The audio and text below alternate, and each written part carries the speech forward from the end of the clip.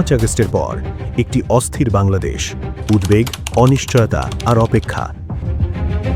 এই বাস্তবতার মাঝেই দায়িত্ব নেয় নতুন সরকার। কিন্তু প্রশ্ন রয়ে যায়, প্রতিশ্রুতি কি সত্যি বাস্তবতায় রূপ নেবে?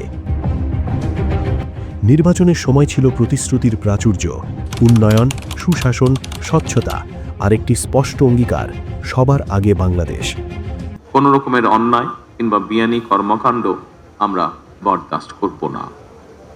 দলমত, ধর্ম, বর্ণ কিংবা ভিন্নমত যাই থাকুক, কোনো অজুহাতে অবশ্যই দুর্বলের উপরে সবলের আক্রমণ আমরা মেনে নেব না। প্রধানমন্ত্রী তারেক রহমানের সেই প্রতিশ্রুতি এখন বাস্তব নীতি নির্ধারণে প্রতিফলিত হবার চেষ্টা করছে।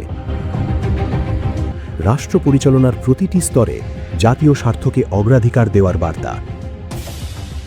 প্রথম কয়েক সপ্তাহে সরকার কিছু দৃশ্যমান পদক্ষেপ নেয়।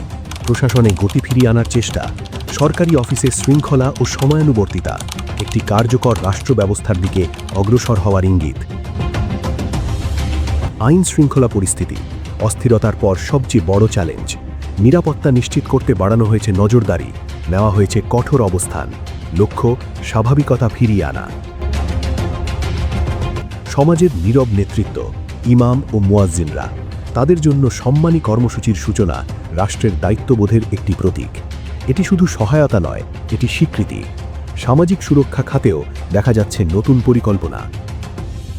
প্রবাসীদেরকে যেরকম প্রবাসী কার্ড দিব, মায়েদেরকে যেরকম ফ্যামিলি কার্ড দিব, আমরা এই ইমাম সাহেব, মুয়াজ্জিন সাহেব, খতিব সাহেব যারা আছেন এবং একই সাথে অন্য ধর্মের যারা ধর্মীয় গুরু আছেন, তাদেরকেও আমরা সরকার থেকে একটি সম্মানের ব্যবস্থা করতে চাই।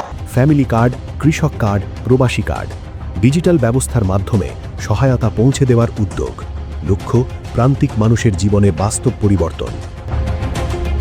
প্রশাসনিক সংস্কারেও এসছে আলোচনা। দ্রুত সেবা, জবাবদিহিতা এবং একটি পেশাদার প্রশাসন গড়ে তোলার চেষ্টা, যা দীর্ঘমেয়াদে সুশাসনের ভিত্তি হতে পারে। একই সঙ্গে সামনে এসেছে আরেকটি গুরুত্বপূর্ণ প্রশ্ন, দুর্নীতি দমন। শক্তিশালী ও নিরপেক্ষ নেতৃত্ব ছাড়া এই লড়াই সফল হওয়া কঠিন। পররাষ্ট্রনীতিতেও সেই একই বার্তা, সবার আগে বাংলাদেশ।